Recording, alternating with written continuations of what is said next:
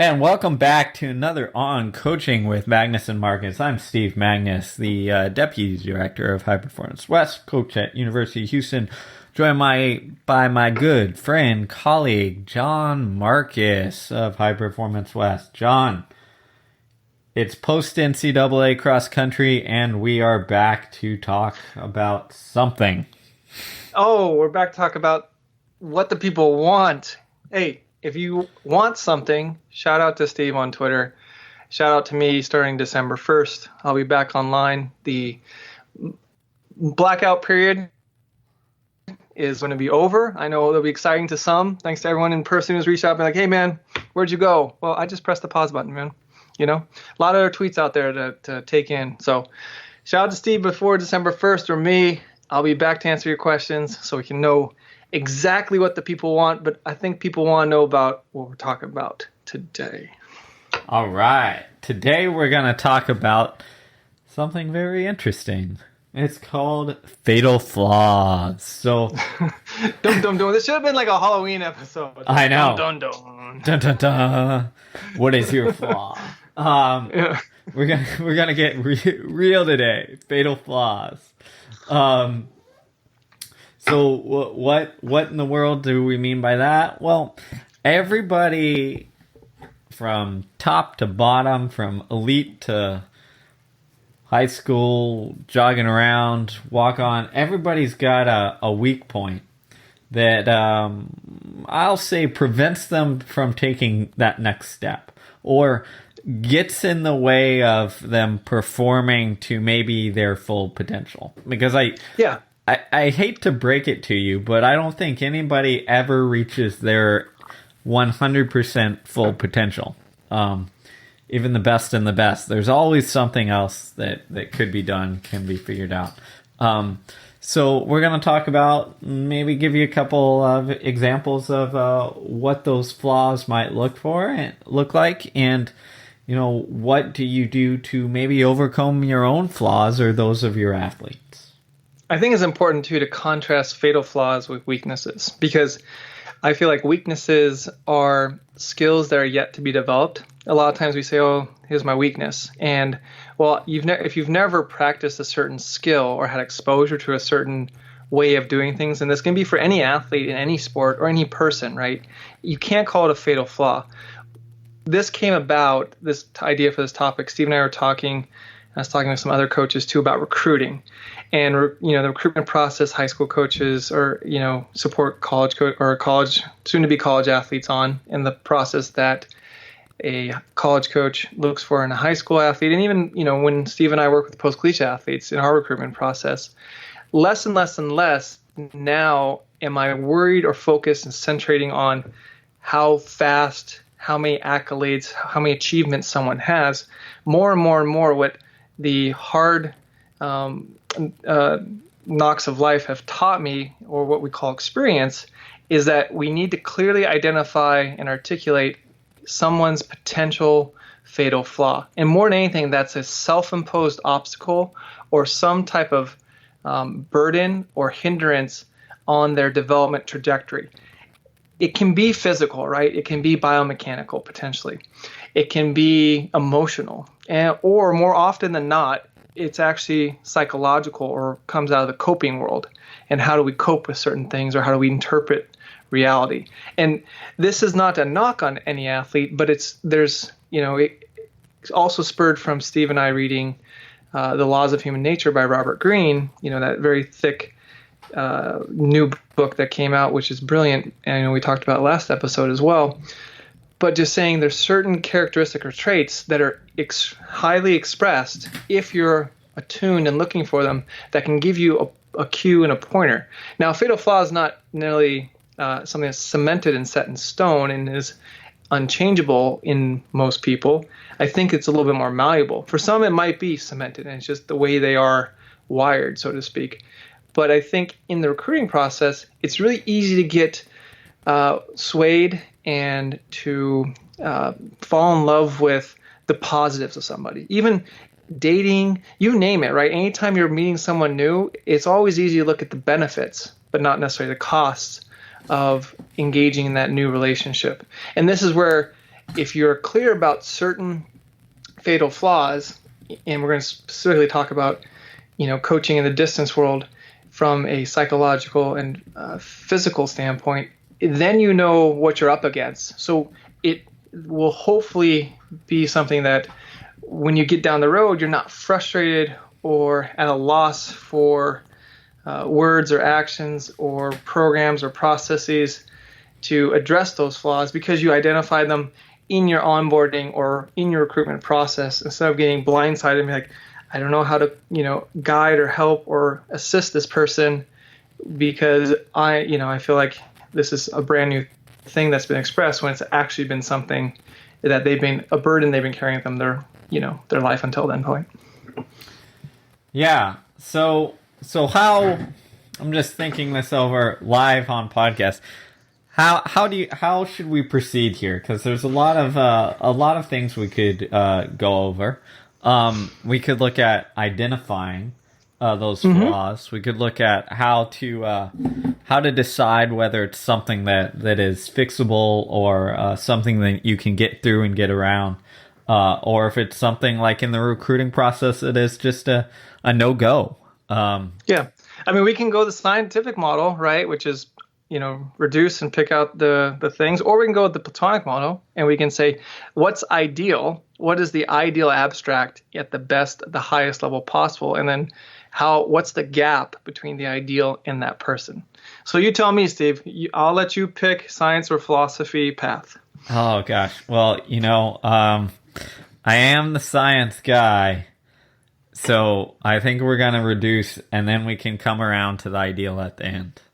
Okay, that's fine. I like it. Staying in your Bell house. That's fine. On this one, I am not stepping outside of my comfort zone. We're not getting vulnerable yet. No. It's going to happen, though. No, not okay, yet. Fair enough. Let the expert speak. All right, you go. Preach. All right. So reducing things down. So I think if we look at this from a fatal flaw and a psychological standpoint, I think we have to look at a couple different things. I think we have to look at people's identity with themselves. Yes. Right? Yes. How they see themselves. I have to think we look at things like where does their motivation come from? Yes. And feel free to chime in. Okay. I'm going. You're leading. I'm going down. I think we can go. Let's just start with the identity part, because that could probably be like 5 podcasts. And I'm sure it will lead us down tangents to other places. Because 5 podcasts. John and Steve's adventure in finding their own identity. Self-identity is key. We are social creatures. We are status-seeking creatures. And I think, to me, I always start with status when I think about self-identity, because we are hierarchical by nature. It's implicit. It's in our reptilian brain. You look at chimpanzees, you look at other mammals, you look at birds. There are hierarchies, right? So this is something really interesting, and sorry, this is going to be me sciencing it up. I learned this the other day, that generally, I think it's chimp groups, right?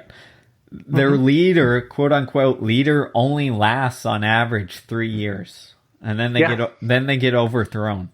And there's a coup, yeah, and that's just, and they're like, and the reason I came across this is there was I think it was a documentary or something like that. Researchers were looking at it. They're like, well, this next year we're gonna, focus on this essential tribe of chimps, whatever you want to call them, this group, because we expect them to be overthrown because it's been like 3 years or whatever. I was like, wow, that's pretty awesome that you can almost not predict it, but almost be like, oh yeah, like behavior is behavior, and like this is kind of probably what's going to happen next. Maybe it's a little later than we thought or a little earlier, but like, people can only be in the lead for so long. Yeah. So, and branching off that in terms of this identity thing and getting to your point of status is, I think sometimes we fail to realize how deeply ingrained this is, right? And it's, Oh, yes. yeah, Jeez. We're hardwired for it. We crave it. It is a drug. yeah, it is. And I think it's like, it's easy to think of ourselves as like this highly evolved being that, is above all this stuff. But like, if you take the time to look at, again, if you're a science nerd like me, maybe Robert Sapolsky's work on apes and chimps and human relationships and stuff like that, and others, I'm sure. But it's just fascinating how similar we are to like these very basic needs and basic interests, and one of them being is this hierarchy of status and this need to find ourselves and find our place in whatever tribe group we are. And sometimes it's that search for that like power dynamic of top place, but sometimes it's just like we do better when we know exactly like where we stand and what job we have, right? And someone will be happier if they like have a designation of, even if you're a low rung job, but they have a sense of who they are and who they're supposed to be, than someone who maybe position is higher up in that realm, but like doesn't have that defined position. And I think you see that play out in running and athletics as well. Yeah, we crave clarity, right? Confusion creates, this tension and insecurity and in this mindset of scarcity, and we don't know what to do. We get anxiety from confusion. This is why, runners love tracking the mileage. They love the Excel file. Oh, what's my whole training block for a year? You know what I mean? It's like it gives this illusion or, reality, perceived reality of clearly defined parameters, clearly defined direction in our life. And we crave that. That's, why religion is so potent and powerful and works and is a good thing to have, right? Or community, or why we have job titles in the first place. Why we have differences in pay and responsibility, because it's about clearly defining roles. So, this is your task, this is your task. That's why the military works so well, because commanders do this, lieutenants do that, soldiers do this. And it's good, clean cut and straightforward. And it, alleviates a lot of conscious mental thought and decision making from us when we know, that we just need to stay in our lane, as they say, and fill your role. However, status in our society, in related to our self-identity, has the potential to be highly corrosive. It's a fire, right? It can warm the house or burn it down. And a lot of times we have status associated with trinkets and things that don't mean anything. So your actual self-worth as a human being can be related to, trinkets or shallow status markers like, say, social media, right? There's a lot higher rate of depression now amongst adolescents in Western developed countries than there ever has been before, documented. And one of the hypotheses is because of the earlier and earlier onboarding of people onto social media, and every like, every retweet, everything is interpreted as a validation and a status because it's relational, right? She didn't like my Instagram post. He didn't retweet me on Twitter. He didn't like my Facebook picture, whatever it might be, right? And so we feel frightened, like our belonging or our sense to our peer group is in threat and in doubt if we don't get that. And it becomes addictive, right? So dopamine starts to take over, and those shallow positive hormones start to hijack us. And then all of a sudden it becomes this addiction, and you're spending all this time on your social media, now rating this hierarchy. Because in that scenario, you can also get a lot of envy, right? So it's envy about who has more followers than you, who has more likes than you, who do you think looks prettier or more masculine, or who just won this race, or who just set this time, right? And so it can be really confusing, especially for young people and even older people too, by hanging your self-worth on these status scoreboards that we now have more so than ever proliferated throughout our day-to-day existence. And at the end of the day, runner, who's the better, competitor in relation to everyone in the field. But now we've morphed it and we've multiplied it, right? So a kid can run a race at the high school level, win a dual meet, and that's totally awesome. But they can feel dejected because my time's not fast enough. Oh, well, I won the race, but I'm only ranked 200th in the country, so I suck. And it's like, no. The whole point of extracurriculars like sport is supposed to teach us how to deal with failure and success in a healthy, positive manner. But when we interpret it as a status game and this endless scoreboard to like Nowheresville, and it's just something, it's a rat race on a wheel in that we can't win, it becomes exhausting emotionally and also subconsciously and also physiologically. Your endocrine system, I mean, cortisol's up, you're putting out all these hormones that are just trying to keep you alive because what'd you do? Oh, I checked Instagram for 5 minutes. And it's a really difficult thing. So where do you root your self-identity? And that's what you have to ask young people. And it's okay to have part of your identity rooted in, sport. That's actually healthy. It gives you a little bit of sticking power. It gives you a little bit of perseverance, but you can't have all of it rooted in that, right? Like you have to have some of your identity rooted into your friendship circle, into your family, into, your career. Like we have to have investment of our identity in what we do. But if we don't, then that becomes difficult for us to function normally. But again, it's a difficult fire. It's a difficult balance. So what you're telling me is that my verified blue check on Twitter, I should let go, man.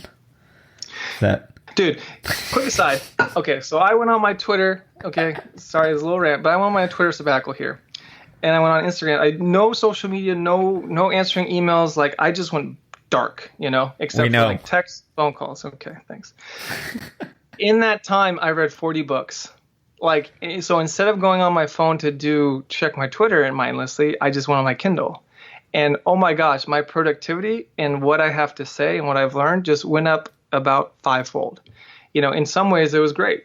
And it really showed me the power of how mindless I was being, just letting it be this easy addiction that I got 10 seconds, I got a minute. Now I just, boom, go to Kindle. So I think that's and we'll come back on topic, but I think that's a good demonstration of recognizing and realizing how the basic human condition is. We are very, very kind of lazy in a sense. Our brains and body are designed. Man, we're going straight anthropology this lesson. Yes, let's do it, baby. But our people giving you. Our brains and bodies are kind of designed to conserve energy, right? It's why we're actually very good at storing calories, right? It's part of the reason why we have the obesity epidemic right now. Is because like our bodies in the past were like, oh man, like we need to store this stuff and be relatively efficient, like in our energy utilization, because we don't know where our next meal is coming from, right? We go through these cycles of feast or famine, all that stuff. So the same thing holds true for even doing things, right? We will almost always default to the path of least resistance, the thing right in front of us. It's why habits are so helpful to ingrain, good or bad. Right. It's the friction cost. Minimizing the friction cost of doing something makes it easy to start a habit. Maximizing the friction cost of doing something makes it a lot easier to break a habit. Right, exactly. So when you sit here and think, I think it was Stephen King who in his memoir On Writing talked about how he carried a book around at all times so that he would default to reading a book, right? He just carried them around, and whenever he stopped, he would do that, right? And I think what we've done now is we've changed that default to mindlessly scrolling through Twitter, Facebook, all those things, which I'm entirely guilty of as well. I think every human on the planet with a smartphone is guilty of that. And I think, John's sabbatical there is a good example of that.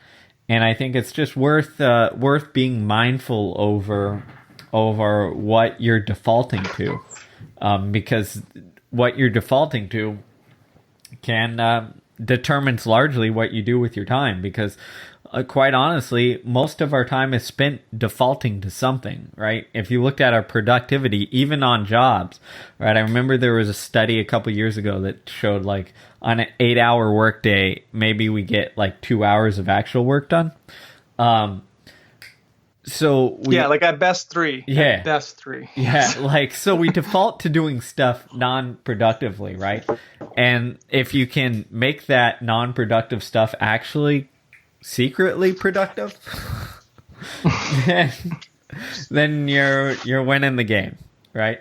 And even if you have the best intentions too, like I curate my Twitter real hard. I only follow like 35, 40 people so that I wouldn't get lost in the scroll, as they say, right? It's not to like dick move anybody. It's just like, hey, I'm only gonna like have it focused on people who generate interesting content that's like news articles or research studies or, very in-depth blog. Like it's not just like who can have a snarky like reply or, retweet or something. I don't care about that. That's not what I use it for. It's a tool. But then I recognized in me, man, the tool's also becoming a little too much consuming for my like. So I had to just make a hard break, right? I just had to say, all right, just stop and let's see what happens in 3 months by just going dark. And sometimes it's worth to take that sabbatical. Yeah. So let's round this back on track here. And we're talking about fatal flaws on this. And I think that is like, that right there is recognizing one of your current flaws, right? And saying, all right, this is a flaw. How do I deal with this? Like, the downside can be potentially bad, right? Stepping away from Twitter, social media, or whatever, like, there is a negative side to it in the sense that, like, you're stepping away from people you interact with, you're taking your voice out of the world for a little bit, et cetera, et cetera. So there is a downside, but you weigh that upside against it and say, like, hey, I really am out of whack, out of balance here. I need to get some sort of handle on this if I want to better myself in the craft that I'm choosing. And that's where you have to do a lot of like, taking inventory and self-reflection and say, where do I want to be going? What's the direction? And what's the gap between my current trajectory and that ideal direction, right? And so it's easy to get caught up in like, all right, let's just run 100 miles a week and then I'll magically get good. Let's just, go lift in the gym and I'll magically get good, right? The whole training puzzle is a physiological puzzle, and whoever has the smartest training plan produces the best athletes who perform, the best on race day. And we know it's not the case, right? Because there might be other fatal flaws that are covered up by that work ethic and that commitment. Like, those are prerequisites. You need to have those in any discipline and craft. You have to practice deliberately for many hours with high frequency every day to get better and acquire the skills you want to be competitive. And whether it's in the classroom, in your work, with your peers, family, spouses, etc. However, that can just be masking the reality that what happens if you are so result oriented on race day that you get to the race and you don't perform anywhere near your ability. You can't express or demonstrate your ability when everyone's there to witness it. You can do it fine in unwitnessed territory like practice or workouts, but then when witnesses are there watching, you cower, you recede away from the opportunity to perform and from that challenge because your fear is not doing well because you want to do well. But then you create the conditions in yourself to not do well. And then you run, at 50%, you drop out, you blame it on the weather, an injury, on someone brushed up against, your elbow in the first 10 meters, et cetera, et cetera, et cetera, right? And that's when you see, certain self-identities weighted towards outcomes that are hindrances rather than helpful. Vice versa, too. People who are more process-oriented, we know in general, like focusing on small, actionable items, like immediately in front of them, what they call like the spotlight effect, just focusing on what you can do the next 5 minutes and not focusing on the outcome. those people who default to that have an opportunity to just be more engaged and present, fully present in the moment as it is, and make smart decisions, make more heads up, be more aligned with their ideal or goal self and what that person or that ideal would do in that situation, rather than be so worried that everyone else, right, is looking at you at like the spotlight's on you and judging you every step of the way, when the reality is they aren't. So that's, I mean, we've all coached athletes, and even I was an athlete that put in the physical work to be highly competitive for my generation or my peer group or whoever I was racing against. But yet I had sporadic results. I had sporadic racing instincts. I never fully figured it out. Why? Because I realized, until recently, that I was status seeking, as young people are. And I was letting success or me winning races as a young high school and collegiate athlete define if I had value or not.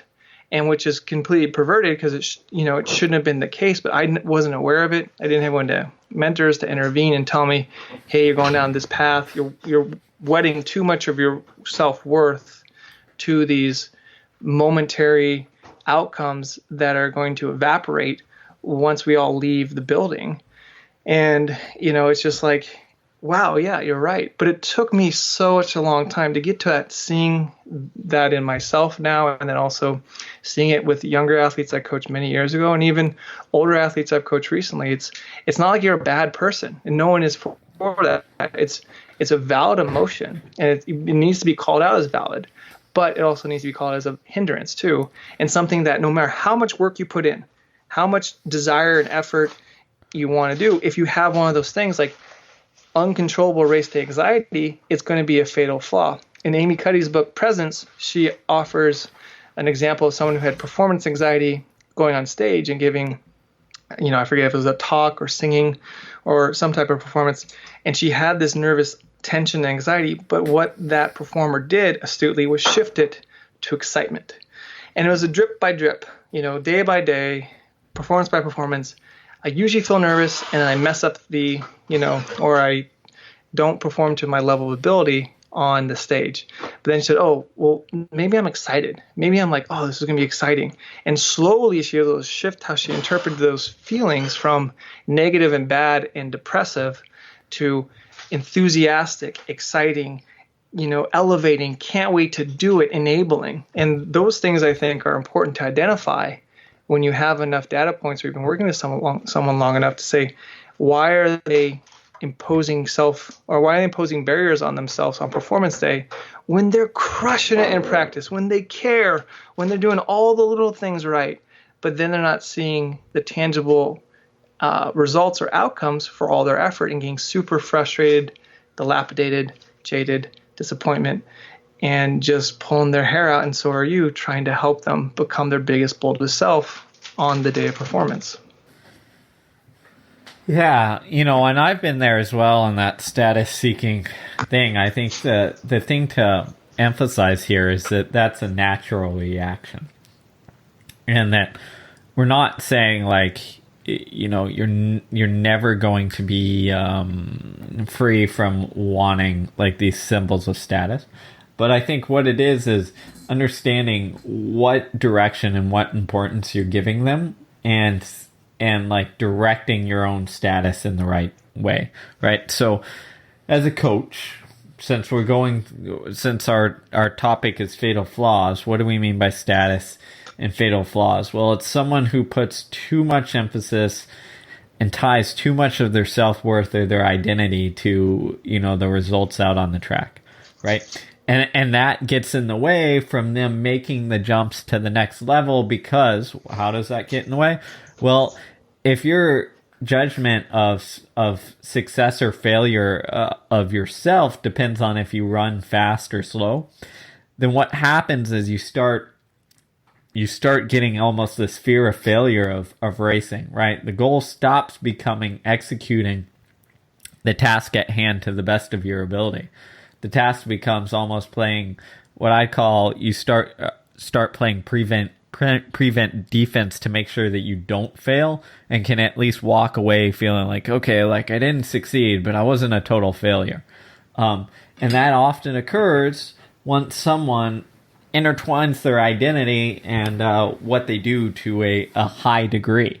And actually, you see this not only in running, but often in the business world, where you see companies, or let's take something recent, right? If you look at Facebook and their handling of all the crazy stuff that they're going through, if you've read anything up to date on that, maybe the latest New York Times piece I think came out last week or something like that. What it showed was leaders who were worried more about the status of and how their company looked, rather than how it was actually working, what was actually functioning, and what they were actually trying to do. So it was more important to have the optics right. Why? Because of status symbol, rather than do the best thing that is for their company and what their goal or mission was, according to their mission statement. So you look at things like that, and I think tie that back into running is it gets in the way once you start tying your identity and your results up so tight that it becomes this block to get to the next spot, right? And I think that's where we run into a lot of trouble, and where I've seen athletes run into a lot of problems and almost like self-sabotage themselves because they don't allow themselves to get to the next level because they're too worried about proving or showing where they belong in this wonderful, crazy world of running. And this is why all the old school coaches, or I shouldn't say old school, but veteran and really accomplished and esteemed and smart coaches, some of them who are our mentors, right? Like, Vern Gambetta, Dan Path, et cetera. They're always more worried about doing the fundamentals as best you can. What that is it's lay speak for the process. So they know the path to the highest competitive or highest achieving or highest able self for each person.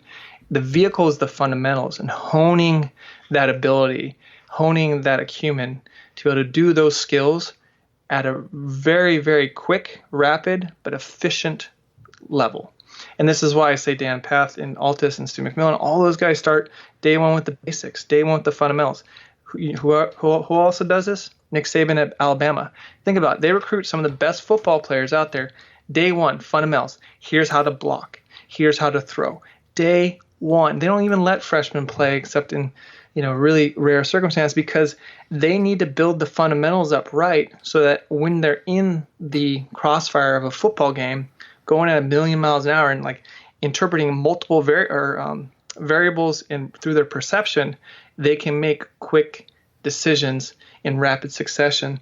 But if they have to think about how to block, if they have to think where to position the arm, if they have to think where to put the football, it's not going to work.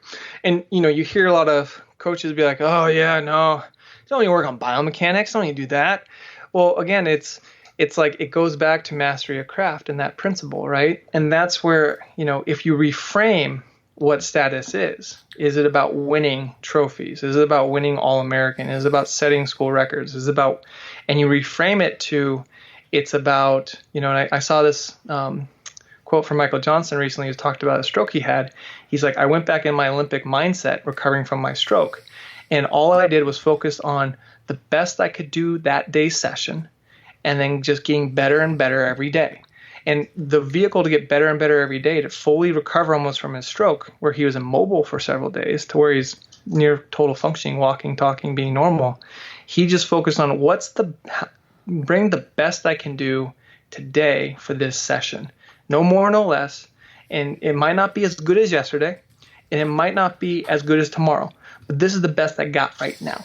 And I think we always want to see this idea of the bank account getting bigger, where today's best is better than yesterday's best. Today's best is better than last year's best. However, I saw this, with Rob Conner and the University of Portland Pilots recently, and they were at the Nationals and in the team meeting, and he astutely told them, guys, I don't want you thinking about what place you're in. I don't want you counting spots, because he had a lot of returners from last year's NCAA cross. And he's like, you got 11th last year, you got 40th last year, you got this last year. Don't even think about what you got last year and that you have to do better this year in terms of individual placing. Like, just execute our process, just execute our plan. Give it the best you have that day. If you can walk across the line saying, I ran the style that was our racing strategy and that we prepared for, and that was everything I had. And you can look everyone in the eye, and everyone can look you back who ran with you. That's success, trophy or no trophy for us. And what happened is, like, it was a very difficult challenge and a very difficult race, and the team pulled out another trophy back to back, not out of nowhere trophy like last year when they got second, but a third place where expectations were high. It was a senior season group, and some guys ran lower than sticks than they had last year. The 11th guy was 24th. A guy who was picked to be in the top 10 by some pundits was 40th on their team. But it didn't matter because they're like, gosh, that's everything I had. And so in some ways, that outcome was sweeter than the first one because they faced adversity during, and they still showed up and rose to the call about how to keep pressing on, even in less than perfect circumstances, even in adverse conditions, even they didn't, adverse feeling of ability. And that's totally because they reinterpreted what status was. Had they gone in being result-oriented and we need to make this program a national powerhouse, and the only way to do that is trophies, and you got to get top 10 and you got to get 20th. And if that guy's not feeling on and all of a sudden he's moving backwards isn't 5 spots, it's 50 spots, right? Because you're seeing that assignment that you were given out of your grasp, and then you start to go down a negative thought pattern. And that's the brilliance in a lot of ways of some programs we see in Division I cross country. NAU and Mike Smith, same deal. They're very departed and unwedded from status. I was walking with Mike after they won, and this is like an hour or 2 hours after the races. Everyone was gone. The cross country course was empty. It was only like Portland and NAU and maybe one other team, but it was a deserted town. And Mike's like, man, look around. I go, yep. Wasn't that fun? He goes, yep, that was fun. That was a fun moment to share with these guys. I'm glad I could support them on their journey. I'm glad I can support them on their, furthering their bonds with each other. That was a lot of fun, regardless of whether we walked home with the trophy or not. And he was sincere. He meant it throughout his whole being. And, you ask, how do these programs that get all this killer talent not develop it or not actualize it? And not to say there's not great coaching out there, but it might be, a lack of addressing those fatal flaws that are so related to status outcome in this hierarchy that you're not valid or you're not good unless you get X. And some call it a standard of excellence, sure, but I beg to argue that it might not be the right interpretation or the most beneficial interpretation of what a real standard of excellence means. Yeah, to give you a the opposite side of this, we were talking offline a little beforehand, but I think it's pertinent. This is on that fundamental section. Like, so this year I had a group in cross country. We had, 4 freshmen, 2 sophomores, and a junior, or something like that, in our top 7 in cross country. Last year we graduated out of the guys who ran at regionals, who got our best regional performance in I think 15 years. At least we graduated 4 out of 6 who ran at that regional meet, and they were all 5th years. The 4 were 5th year seniors. So we had this really young team in cross country. And I had almost taken it for granted that the fundamentals were covered. So because the group before the hand, as I said, I had 4 5th-year seniors in that group. I had, I think, 6 5th-year seniors in total all around on our team last year. So we'd ingrained this culture and ingrained the fundamentals so much on what was expected, how to race, how to do all these little things, that my coaching mind just kind of forgot about it, right? Because we patterned that, and then the athletes themselves would teach the next group, right? And it just got like this until we got to this year, and I was like, about halfway through the season, I'm like, man, like these guys are getting fit, but it's not clicking. What are we missing? What are we, what did I not cover? And honestly, it was those fundamental things. And we spent especially the regional meet, we kind of took a step back and said, all right, we got to get back to the basics of racing, right? And get out of the head of this almost high school mentality, or this mentality of where should I be in the race? What should my splits be? What place should I be in? And for the guys on the team, we put the emphasis on, like, I don't care where you are. This is your, out of the 7 guys I ran at regionals, 6 had never run a 10K before. So I said, I don't care where you are. Like, we had 5 guys, our top 5, who I was like, I want you to run together. And you have to all be together and get through 4K all together. And once you get through 4K, wait another K, get through 5K, and then you can turn your racing minds on, but nothing until then, right? And my back to my 6th and 7th guys, who were 800 runners, so 149, 151 guys, running a 10K for the first time. Yeah. And this was in a very muddy college station, so the course ran probably a minute and a half to 2 minutes slower than it would, which is, great for an 800 guy. We talked beforehand. I said, you know what? I want you guys to go out and damn near last place, stay there for the mile, and then start passing as many people as you can. And your goal is to just move up, and that's it. Right. And we didn't knock it, like, we didn't run anything out of the world at the regional meet, but we came in not regionally ranked anywhere near the top 15 and came out 14th, right? And for those guys, like, that was their best race of the season. That was like, they finally were like, oh, that was actually kind of fun. Oh, I'm finally kind of getting this. Like, oh, that felt so much better to have, my teammate next to me. And when he was dying, like, I felt better and I carried him through. And then, like, when I was dying, like, I knew, all right, just stay tough, stay close, etc. And, I'm sitting here, like, after the race, and in my head, I'm thinking, like, yeah, that's how it's supposed to work.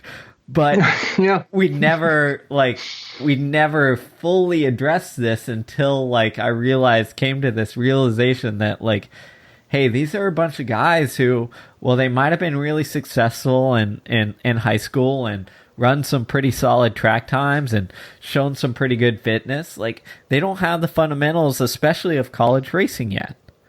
And yeah. we gotta go back to step 1. And that was my flaw as a coach, which was holding them back, because their expectations were something, they're a very driven group, and their expectations were high and all this stuff. And that was, their status was based on race performances and finishing in the top whatever. And we had to realign and change the goal of, like, hey, this is the process that you guys need to do. And, like, you guys got to learn how to do this. So it was a very, apt reminder for myself, someone who's been doing this coaching thing for, I don't know, 10, 11 years, to almost, go back to the basics. And not to belabor the point, but we had to do the same thing and learning how to run tempo runs, right? It had been so long since I've taught someone how to run a quote unquote tempo or threshold, because, again, what would happen is we had a bunch of senior leadership who knew what was expected, who, if they saw a kid was, like, really pressing it or, like, taking off, they just go up to him in the middle of the tempo run and say, hey man, like, you don't need to push, like, just get back in the pack, Right. But when you don't have that, like, that's my job, right? And I neglected that because, it had been so long since I'd had to re-engage and do that. So we went back to how I would teach someone how to run a tempo or a threshold when I was coaching, high school kids for the first time. And it's like, right. And it's not to say these kids aren't smart or don't get it. They're highly intelligent kids, but it's like they hadn't been taught in a group setting of, like, hey, this is how it is. And sometimes that happens a lot in that transition from high school to college, because the new high school kids, they're fiery, man. They want to prove themselves. They want to set the world on fire. As they should, yes, and that's totally valid. I mean, most of them are Exactly. coming as alphas of some sort who were winning races. That's why they got recruited to Division One, right? Exactly. So it's like, Yeah. and that's going to this fatal flaws topic. Your goal as a coach is how to keep that like degree of hunger in there, while also teaching them almost this mindful patience of executing the fundamentals of racing, right? Because I Right. think sometimes people have this misconception of, oh man, like if I let some of this fire go, then like I'm not going to be competitive, right? Like I have to. I call it the disease of the Prefontaine movies, right? Yes. Yes. Because like you watch Pre enough, and like what's the lesson?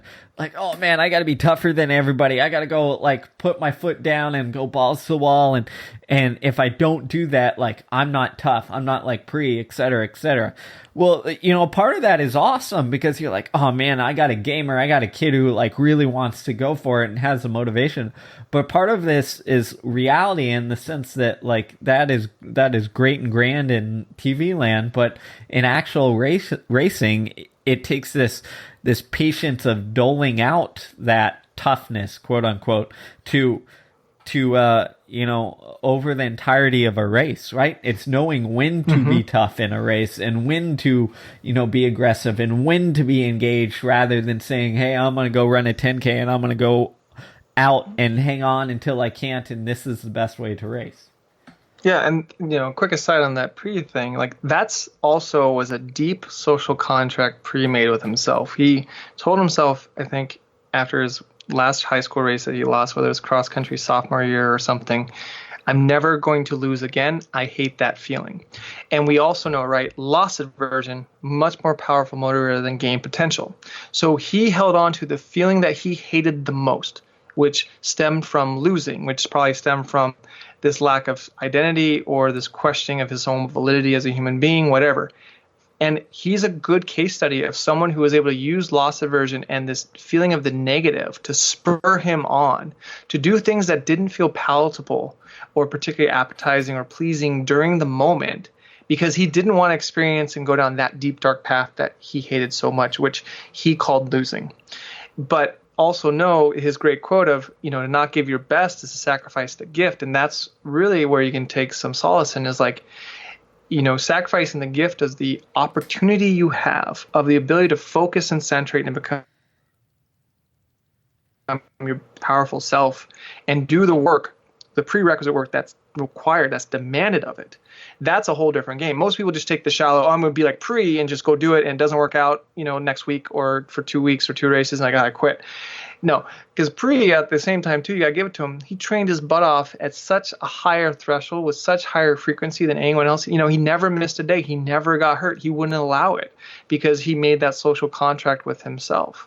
And so you see a lot of people just take the abstract or take the superficial machismo of that and fail miserably, and they go, oh, woe was me. But he knew he had to do the work and constantly put in the work to be at a level where he would not lose again. And that's why it's inspiring to see artists who figure it out at a young age. And like, hats off to him as a case study and other athletes who figured it out young, but the reality is that's most of us is not that. And so what are some things to reinterpret or, reposition status as I'm a winner, look at me, I've showed I'm more valid, or, my feats of strength, I'm faster, I'm better, than everyone else.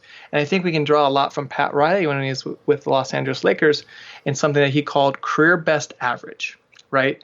So it wasn't like you had to be better every day. There wasn't this, false notion of Team Sky, 1%, smoke and mirrors thing. But it was that's actually where Team Sky got the 1% idea. Because Pat Riley's like, can these guys be 1% better every month? Can they be 1% better, month to month compared to last year? So what he did was he created career best averages. And so this was also in practice, right? And in games. And it was not just the typical shallow stats. And the shallow stats in like cross country or track is like, what'd you run that lap in? What'd you run that mile in? How many miles a week? Those are easy to track, man. It's simple accounting. It doesn't, you don't have to be that smart to like get the split where they put the clock. He, on the other hand, was like, we're going to track things that matter to us culturally as Los Angeles Lakers. Hustle points, right? So like hustle points on defense would be catching up to a guy that burned you on a switch, or diving for a loose ball, or sacrificing your body to get a rebound, right? Or going up for a block shot. Or an offense would be taking the saying the pick, right? And we're maybe saying 2 picks, right? So he created his own little matrix that they tracked about these are the things that are fundamentals for us, that if you do these better than you've ever done, this year than you compared to last year, or this month this year compared to this month last year, then I guarantee you we're going to win it collectively, and you're also going to get the shallow stats a lot higher. So your rebounds will go up per game, your assists, your points, whatever it is, right? And that it worked. That's why the Lakers were able to cultivate that talent they had in the late 80s with Showtime, right? And they were able to do those things because, what you saw was a lot of points being put up, flashy Magic Johnson passes, Kareem Skyhook, but there was a lot of hustle going on, not just because they were like, oh, I'll just hustle for the hell of it. It was a cultural thing that said, these are the things that matter to us. People like us do things like this. And unfortunately, it came to an end because of the disease of more, which also Pat Riley coined and Mike Smith talked a little bit about in the pregame press conference before NCAAs this year. And it's where everyone just now wants more superficial or more status, more playing time, more money, more, right? More attention, more. And that can derail a team when everyone, is hungry for that success, buys into the philosophy or the process that's going to get them to that success, and then shifts to maintain the success from a process orientation to a status orientation on the outcome. And that's very tricky to maintain. So like, I look at fatal flaws with athletes I work with now, not just mental and emotional, also physical, right? Dan Herrera, good example, not really a miler that was of any kind of like highly touted coming out of college, 402, 405, something like that. And, his first couple of weeks here, I go, Dan, you can't sprint. You can't run fast. That's a fatal flaw in the big leagues, dude. Like, he had all these excuses. Well, when I sprint or try to do sprint work, I get, Achilles tendonitis, or I get sore, pull calves, plantar, blah, blah, blah. I don't care. Like, you can't do this if you can't run really, really, really fast. If you can't be throwing down 24, 23 second fly 200s. And so we had to then huddle and figure out a way through different, modalities of weightlifting, hills, plyometrics, something really intelligent, and play this more infinite game rather than a finite game.